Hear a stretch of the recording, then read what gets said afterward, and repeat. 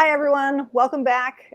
Stephanie Smith here with Libby Magliolo, and we are talking yet again about the job search, interview prep, all the things that you need to know to land the job of your dreams. So today we are specifically talking about common pitfalls in the interview. And today's topic is prepping your answers, or rather failing to prep your answers. So today we're going to talk about the importance of being prepared for this interview. We have done already some series on, the questions you can expect to see, and there are some that you're going to get, and then there are going to be some that are less common, or it's a variation, and so maybe you're not you can't know that one cold. But we're going to talk about having that basic background that you're ready for anything. So one of the things that I like to say is start with your resume. Your resume is the roadmap that everyone in the room should be using for the interview. It is the primary piece of information that your interviewer has about you. So that's what they're going off of. They're going to look down there and they're going to say, what can I ask this person about? They've got their basic questions. Tell me about yourself. Why are you good for this fit? Like strengths and weaknesses, that kind of thing. But then they're also just going to look through your resume and say, what am I curious about? What do I need to know more about? What's relatable? What can I bring to the table to make this conversation go smoothly and be conversational?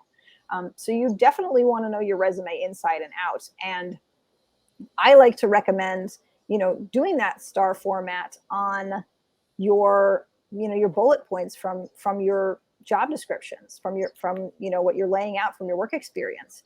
And just once again, the STAR stands for situation, result, action, and situation, task, action, result. Man, I'm screwing it up. All right. So that's our STAR format. You want to be thinking about a situation that you came into, at a job, like a difficult situation. What did you guys need to accomplish? What action did you take? And then what was the result? Like, how did you improve your situation, avoid disaster, bring the team together, meet this need for the company, for the client, for the team, have a success. And you want to be able to speak to those. And then, practice in the mirror. Like, this is not, rehearsing your lines word for word for a Broadway play, but this is being familiar with your experience enough that you can speak to, what you accomplished, what you achieved, how you overcame adversity, and how you pushed through things. So, know your resume, know how you're going to speak to your own accomplishments. And if you've got that going for yourself, you're one step ahead of the game.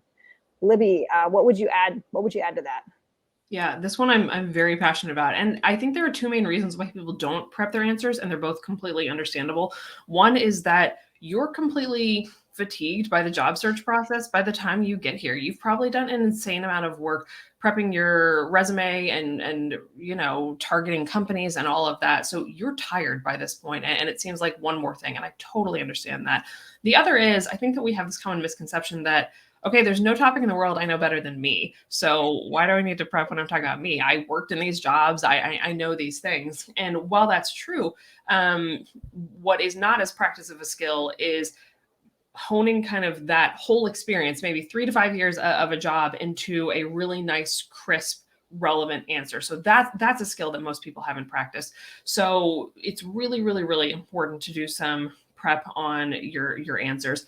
This helps you in a couple ways and helps prevent a couple of things from happening. One is it just shows that you've done the work before your interview.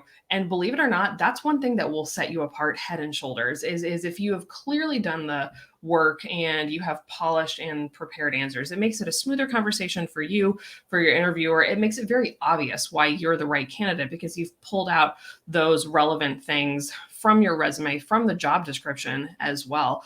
It's very clear when someone walks in and they get asked a question and the answer is long and it's rambling and there are lots of irrelevant details. That lack of preparation can show through very, very quickly. So while it's something that you may think that, I don't need to prep, it's something that becomes very obvious if you've done it and very obvious if you haven't done it. So the way I would recommend this is, just like Stephanie said, keep your resume out and then keep the job description out and use both of those as tools for your prep. The way I like to do this is by writing kind of an outline. I don't like a script because the second you try and stick to a script, I think people get very flustered and they think, okay, it wasn't this word, it was this word. So just give yourself kind of an outline, and then practice in the mirror, or have someone, a spouse or a friend, just fire off questions from a list.